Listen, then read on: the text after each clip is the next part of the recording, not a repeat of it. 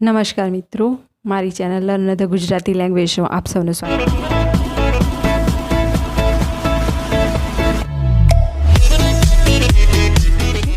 આજે આપણે પાઠ 4 ભૂલી ગયા પછી જોઈશું। બહુ સરસ પાઠ છે મિત્રો, અને તેના લેખક છે રઘુવીર ચૌધરી। રઘુવીર દલસિંહ ચૌધરીનું વતન બાપુપુરા, જિલ્લો ગાંધીનગર છે। અને નવલકથા, વાર્તા, નાટક, એકાંકી, નિબંધ, વિવેચન, રેખાચિત્ર, પ્રવાસ ચિંતન, સંપાદન એમ સાહિત્યના મોટાભાગના પ્રકારોમાં એમનું નોંધપાત્ર પ્રદાન છે। અમૃતા, વેણુવત્સલા, ઉપરવાસ, કથાત્રયી, લાગણી, ગોકુળ, મથુરા, દ્વારકા, સોમતીર્થ તેમની નોંધપાત્ર નવલકથાઓ છે। આકસ્મિક સ્પર્શ, નંદીઘર, પ્રાણ પ્રતિષ્ઠા તેમની મહત્ત્વના વાર્તા સંગ્રહો છે। અશોકવન, ઝૂલતા મિનારા, સિકંદર, સાની નાટકના અને ડીમલાઇટ, ત્રીજો પુરુષ એકાંકીના નોંધપાત્ર સંગ્રહો છે। સહરાની ભવ્યતા અને તિલક રેખાચિત્રના પુસ્તકો છે। તેમને રણજીતરામ સુવર્ણચંદ્રક, ગુજરાત સાહિત્ય અકાદમી એવોર્ડ અને સાહિત્ય અકાદમી દિલ્હીનો એવોર્ડ, દર્શક એવોર્ડ તથા સાહિત્યનો સર્વોચ્ચ મોટામાં મોટો જે એવોર્ડ હોય એ રાષ્ટ્રીય જ્ઞાનપીઠ પુરસ્કાર એનાયત થયો છે। આ પ્રસ્તુત એકાંકી સંબંધ વિચ્છેદ અને ફરી સંબંધ બાંધવાની ઘટનાનો છે। બહુ સરસ પાઠ છે મિત્રો, ભૂલી ગયા પછી। એનું શીર્ષક પણ યથાયોગ્ય જ છે કે ભૂલી ગયા પછી। આ એકાંકી લેખકની સંવાદ શક્તિ અને આ એકાંકીને બળકટ બનાવે છે। તો આપણે એકાંકી પાત્રો છે સલોની, નરેન, મનીષા, કનોજ, આનંદ, વિરાટ। આબુ પર પર્વતારોહણ શિબિરમાં આવેલા સલોની અને કનોજ ખભે દોરડા ભરાવી સ્ફૂર્તિથી ચાલ્યા આવે છે। એમની વચ્ચે બાળપણના સ્નેહી નરેનને જોઈને મનીષા ભાષણ કરતાં અટકી ગયેલી। અકસ્માતો નડવા છતાં એણે હિમાલયના શિખરો સર કરેલા। ગઈકાલે એણે એક કુટુંબને રીંછ સામે રક્ષણ આપી બચાવી લીધું એ વિશે વાતચીત થાય છે।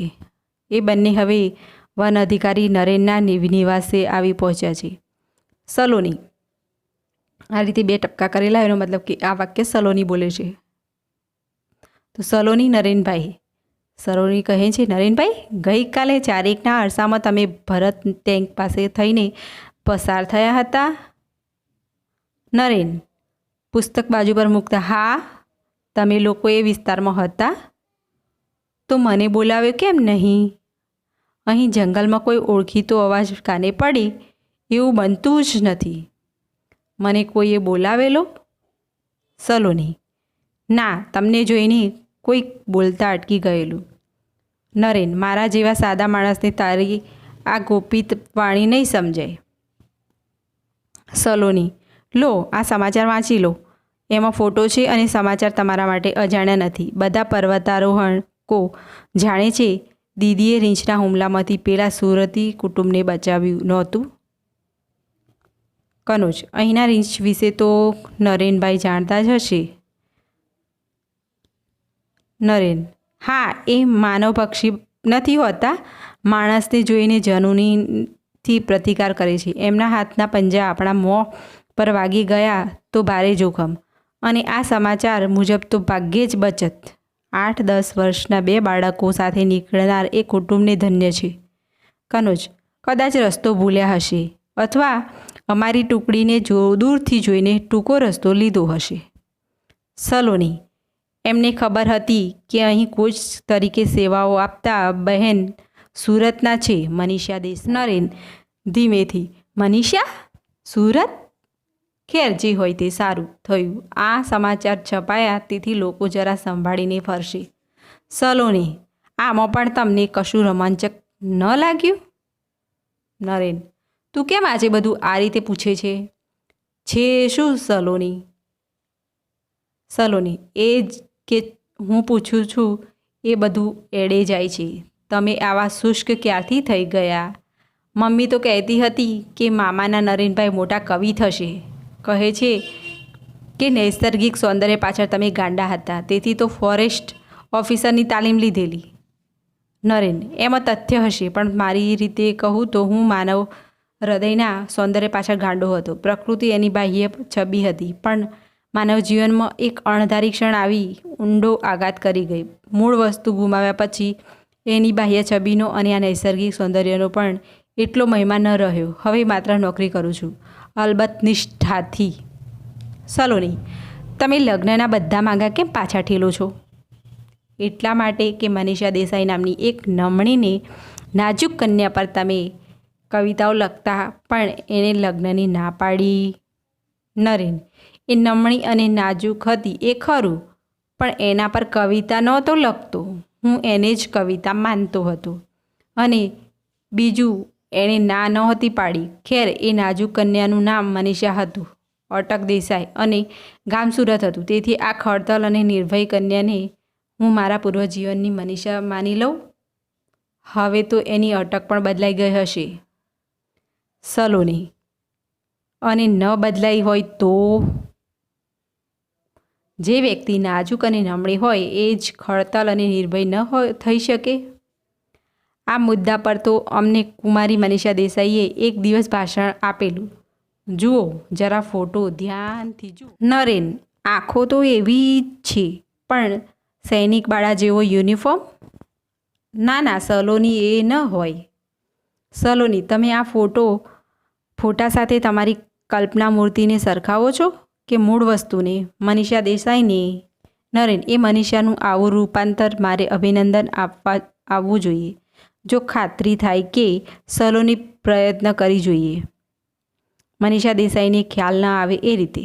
નરેન, કનોજ, તું આનંદને અહીં મોકલેશ, હું પછી એની સાથે કેમ્પ પર આવી જઈશ. સલોની, ચાલો વરંડામાં બેસીએ, સૂર્યનો પ્રકાશ છે ત્યાં સુધીમાં આ તમારા બંગલાના ફૂલછોડની શોભા જોઈએ. નરેન, તું ચાલ, ખુરશીઓ હું લાવું છું. મારી અત્યાર સુધીની નોકરીમાં આ સૌથી સુંદર મકાન મળ્યું છે, જાણે કે હું અહીંનો માનવંતો મહેમાન ન હોઉં. સલોની, અરે પેલો ગુલમોહર કેવો ખીલ્યો છે. નરેન, એની ઉંમર ખબર છે? આપણા બંનેની ઉંમરના સરવાળાથી પણ વધારે હશે. નજર પડી ત્યારે મને પણ આવો જ પ્રશ્ન થયેલો. આટલું ગરડું ઝાડ આટલું પ્રફુલ્લિત થઈ શકે? દૂર જોતા, અરે આ પેલો દોડતો આવે એ તો મનીષાનો નાનો ભાઈ, આટલા વર્ષે બાળક જ રહ્યો. બરાબર 4-4.5 વર્ષે હું એને જોઉં છું. સલોની, હવે કંઈ બાકી છે? ખાતરી કરી. નરેન, હા, મૂળ વસ્તુ મનીષાનું મન. સલોની, તમને દૂરથી જોતાં જ જેની વાણી ખોવાઈ ગયેલી તેના મન વિશે બાતમી આપનાર મારાથી ચડિયાતું તમને મળવાનું નથી. એ તમને ચાહે છે, એના પ્રેમમાંથી જ એનું આ શૌર્ય જાગ્યું હશે. નરેન, શક્ય છે આ આનંદ કેમ આમ દોડતો આવ્યો? સલોની, અહીં આવ્યા પછી એ ચાલવાનું ભૂલી ગયો છે, બસ દોડે જ છે. આનંદ, આજે તો કારણ પણ હતું. કનોજે કહ્યું, મને અહીં બોલાવ્યો છે, તમને મળીને પાછું બસ સ્ટેન્ડ જવું છે. તાર હતો પપ્પા આવવાના છે. હું અને દીદી એમને લેવા જતા હતા. ત્યાં કનોજે અમારી કાર રોકી અને એ મારી જગ્યાએ ગયો. નરેન, પણ તારા પપ્પા આમ એકાએક? આનંદ, આ મનીષાના પરાક્રમ વિશે છાપામાં વાંચ્યું હશે, અભિનંદન આપવા પધારતા હશે. નરેન, કોણ મનીષા? મનીષા કોણ? આનંદ, તમે પૂછો છો મનીષા કોણ? એની હાજરીમાં આવો પ્રશ્ન ન કરતા, નહીં તો એ આત્મહત્યા કરશે. નરેન, અત્યાર સુધી જીવી છે તો હવે કદાપી એવું ન કરે. આનંદ, દીદીનું ભલું પૂછું. અહીંના ઊંચામાં ઊંચા શિખર પર જઈને કૂદે, જેને કાજે આવું આકરું તપ કરીને સિદ્ધિ મેળવી, એ પૂછે છે કે મનીષા કોણ? તો પછી? નરેન, ખરેખર હું તો ભૂતકાળ યાદ કરીને જીવતી હતી. ખરેખર તો એમ કહેવું જોઈએ કે એ ભવિષ્ય માટે જીવતી હતી. પપ્પાએ તમારી સાથે એની સગાઈની ના પાડી એનો આઘાત સમજવાની ત્યારે મારી ઉંમર ન હતી, છતાં એની તરફેણમાં દલીલ કરી હતી. પપ્પાએ મને કહેલું, જા મનીને કહે કે એક ઘરોડી પકડી લાવે, તુરંત હા પાડી દઉં. એમની વાત સાચી હતી. મનીષા ત્યારે સુકુમાર તો હતી જ, ડરપોક પણ હતી. પપ્પાને ખાતરી હતી કે સિંહની એક જ દહાડ સાંભળીને જ મનીષા મરી જશે અને નરેનકુમારે વિધુરનું જીવન જીવવું પડશે. પણ હવે આખી વાત બદલાઈ ગઈ છે. પપ્પા ઘણા વખતથી તમારું સરનામું શોધતા હતા. એ મનીષા પાસેથી જાણશે તો સીધા અહીં જ આવશે. નરેન, આ બધું માન્યામાં આવે એવું નથી. વધુ પડતું સારું લાગે છે. જેને માટેની મારી યોગ્યતા મેં કદી કલ્પી પણ ન હતી. જીપનું હોર્ન સંભળાય છે. આનંદ, દીદી હોર્ન વગાડતી લાગે છે, હું જાઉં. નરેન, ખરેખર તો મારે જવું જોઈએ, પણ જો એ અહીં આવવા માગતા ન હોય તો કહેજો કે કાલે સવારે અભિનંદન આપવા કેમ્પ પર આવીશ. સલોની, 5 વાગે અમે તાલીમ માટે નીકળી જઈએ છીએ. નરેન, અને 10:30 આવી જાઓ છો. સલોની, ખબર તો ઘણી રાખો છો. નરેન, મારી જવાબદારીનો ભાગ છે. કનોજ પ્રવેશતા સલોની, ચાલ તારે નથી આવવું. સલોની, કેમ દીદી અહીં નથી આવતા? કનોજ, એ આવે છે પણ હું અને આનંદ વિરાટ બાબુને ગેસ્ટ હાઉસમાં મૂકવા જઈએ છીએ. સલોની, એમને નરેનભાઈ વિશે કશી વાત ખબર નથી. કનોજ, દીદીએ કશું કહ્યું નથી. સલોની, તો જીપ અહીં કેમ લાવ્યા? કનોજ, આનંદ અને તમે લેવા ચાલો. આવજો નરેનભાઈ. નરેન, આવજો. સલોની અને કનોજ જાય છે. નરેન થોડાક ડગલા ચાલે છે. જીપ ઉપાડવાનો અવાજ. અરે, એક માણસને મૂકીને જીપ ઉપડી ગઈ. શું એને માટે એમ જ જગા નથી હોય કે એમ? મનીષાને હશે, અહીં જ આવે છે. સાથે જતા આવ મનીષા. આ છોકરાઓએ ભૂમિકા તૈયાર કરી ન હોત તો હું તને ઓળખી શક્યો ન હોત. તું તો જાણે કે સુંદરીમાંથી શક્તિ બની ગઈ છે. તે એક કુટુંબને બચાવ્યું એ બદલ અભિનંદન. મનીષા, આભાર. મને હતું કે આ સ્વરૂપે જોઈને તું મને ભેટી પડશે.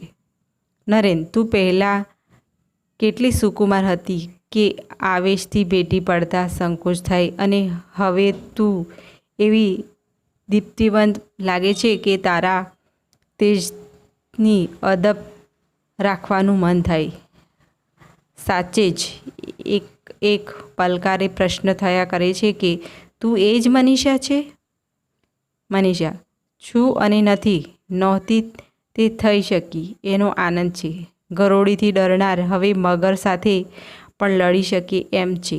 નરેન, બહુ આનંદ થયો તને આમ ખડતર થયેલી જોઈને. મનીષા, પણ મારા પપ્પાને થયો છે એટલો નહીં.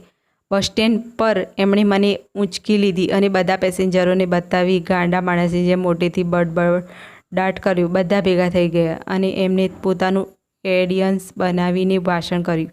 એમાં સાત્રને તો પણ હવાલો આપ્યો. હવે કે કાયર માણસ બહાદુર થઈ શકે છે, સુકુમાર શક્તિશાળી થઈ શકે છે. એક શેર પણ બોલ્યા ઇકબાલનો, खुद को कर बुलंद इतना कि हर तकदीर से पहले खुदा बंदे से खुद पूछे, बता तेरी रज़ा क्या है. खुदा बंदे से खुद पूछे, बता तेरी रज़ा क्या है. નરેન, વાહ, હું ત્યાં હાજર હોત તો તારી પ્રશંસા સાંભળીને ધન્ય થઈ જાત. મનીષા, અથવા મારા પપ્પાને સીધા દવાખાને લઈ જાત. આવેશ શમી જતાં એ રડવા લાગ્યા. એ તો અમે સોગંદ દઈને જીપમાં બેસાડી દીધા, નહીં તો છાપા માટે એકબીજા સમાચાર બનત. દીકરીના પરાક્રમથી પાગલ બની ગયેલા પિતા અને એમનો આનંદ ખરેખર તો પોતે ખોટા પડ્યા એનો હતો. નરેન, કઈ બાબતે? મનીષા, ગરોળીથી ડરનારે ડરાવ્યો એ પપ્પા મોટેથી કહેતા હતા. સાંભળો હે મુસાફરો, દુનિયાથી થાકેલા લોકો, સાંભળો. માણસ માટે કશું અશક્ય નથી. શાસ્ત્ર કહે છે તેમ એ આકાશના તારા સુધી પહોંચી શકે છે. હું કહીશ કે એ આકાશના તારાને ફૂલની જેમ વીણી શકે છે. પપ્પા શિકારી હતા ને એકવાર મમ્મીને સાથે લઈ ગયેલા. એની ઈચ્છા નહોતી, આજ્ઞા માનીને ગયેલી. માછડા પર હોવા છતાં નીચે વાઘની છલાંગ જોઈને એ ચીસ પાડી ઉઠેલી. એ પછી હૃદયના ધબકારાનું દર્દ કોઈ ઉપાય દૂર ન થયું ને તે ન થયું. આજે મમ્મી જીવતી હોત તો આ સમાચાર વાંચીને એના ધબકારા કાયમ માટે શમી ગયા હોત. પપ્પા કહેતા હતા એમની વાત મને સાચી લાગી. નરેન, તું તો સાહસમાં મારાથી પણ આગળ નીકળી ગઈ. નિર્ભય થતાં જ તું પ્રેમ સ્વરૂપ બની ગઈ અને સર્વાત્મ ભાવે એક ભયંકર પ્રાણીના પંજા. મનીષા, ખબર હતી કે જે ભયંકર લાગે છે એ હિંસક નથી. હવે તો મારો રોજનો અનુભવ છે કે આ પ્રકૃતિ માતા છે, વરદાત્રી છે. માણસો કેમ ભૂલી જાય છે કે દૂરથી અવાજ આવે છે, she is greater than me because is my daughter. Naren, Manisha, આ કોનો અવાજ છે? સહેજ નજીકથી અવાજ. હા, એ મારાથી પણ મહાન છે, સાક્ષાત શક્તિ છે. એ સિંહ પર સવારી કરે એવી છે, તો પછી રીંછનું શું ગજું? મનીષા હસી પડતા, આ તો પપ્પા, બીજું કોણ? સાચે જ એમનું ચસકી ગયું છે. અવાજ. આ વિશ્વમાં સૌથી સુખી માણસ હું છું. ઈશ્વરની ઈચ્છા હોત તો એની પાસેથી હું આખો પર્વત ખરીદી લઉં. વિરાટ. નો, નેવર. હું કંઈ યુધિષ્ઠિર નથી. એકે વાર શા માટે ખોટું બોલું? આનંદ. યાદ કરી જુઓ, આ સજ્જનને ઓળખો છો? નરેન. નમસ્તે મુરબ્બી, પધારો. વિરાટ. નમસ્તે યંગ મેન. આનંદ. પપ્પા, આ નરેન કુમાર છે, આબુના ફોરેસ્ટ ઓફિસર, જેમની આગળ તમે એકવાર ખોટું બોલેલા. વિરાટ. ઓહો, પેલો કવિ મનીષા પર કવિતા લખતો હતો એ? નરેન. હવે કોઈના પર કવિતા લખતો નથી. વિરાટ. તો મારા પર લખ. હું આજે સૌથી સુખી છું. Most happy man in the universe. એક શું બે કવિતા લખ. નરેન. દુઃખી માણસ સુખી વિશે લખે તો સાચો અર્થ ભાગ્યે જ પ્રગટ થાય. વિરાટ. તને શું દુઃખ છે ભાઈ? આ મારી પરી જેવી નાજુક છોકરી તારું નામ રટી રટીને તપ કરી રહી અને એક પછી એક શિખર જીવતી રહી ને તું તારી જાતને દુઃખી માને છે? આનંદ. પપ્પા, એમનું દુઃખ દૂર કરવાનો ઉપાય તમારા હાથમાં છે. વિરાટ. શું મનીષા, આ તારો તોફાની ભાઈ સાચું કહે છે? તારું મન સંમતિ સૂચવે છે? અલ્યા છોકરાઓ, પેલી મીઠાઈ લાવો. અને આનંદ, તું જીપ લઈને જા, કોઈ જોશી બોશીને પકડીને ઉઠાવી લાવ. મનીષા. પણ પપ્પા, 5-5 વર્ષ સુધી કોઈને યાદ રાખી શકે? વિરાટ. હજી ક્યાં 5 વર્ષ પૂરા થયા છે, 6 માસ બાકી છે. એ પહેલાં તો હું તમને પરણાવી દઈશ. નરેન. એની ઉતાવળ નથી. મનીષા મનમાં હતી છે અને રહેશે. જો પ્રેમ કોઈ મુદ્દતી વસ્તુ હોત તો અમે આમ શિખરો ભણી ગતિ કરી ન હોત. રહેવા દે. આનંદ. મનીષા. હા, જોશીને બોલાવવાની જરૂર નથી. પહેલાં તો હું આ શિબિર પૂરી કરીશ, પછી અમે થોડા દિવસ સાથે હરી ફરીશું, જૂનો સમય તાજો કરીશું. કનોજ. સલોની, આ ધીરજ આપણે રાખી શકીશું? આપણે તો નક્કી કર્યું હતું કે. સલોની. માત્ર મીઠાઈ ખાવાનું નક્કી કર્યું હતું. આપણે આ શિબિરમાં સાહસ શીખવા આવ્યા છીએ, દુસ્સાહસ નહીં. ખરું ને દાદાજી? ખરું ને દાદાજી? Virat. Yes, there is a point. મારી દીકરી તમને બધું બરોબર શીખવી રહી છે. મારા આશીર્વાદ છે. તમે લોકો બહાદુર જ નહીં બુદ્ધિશાળી પણ બનશો.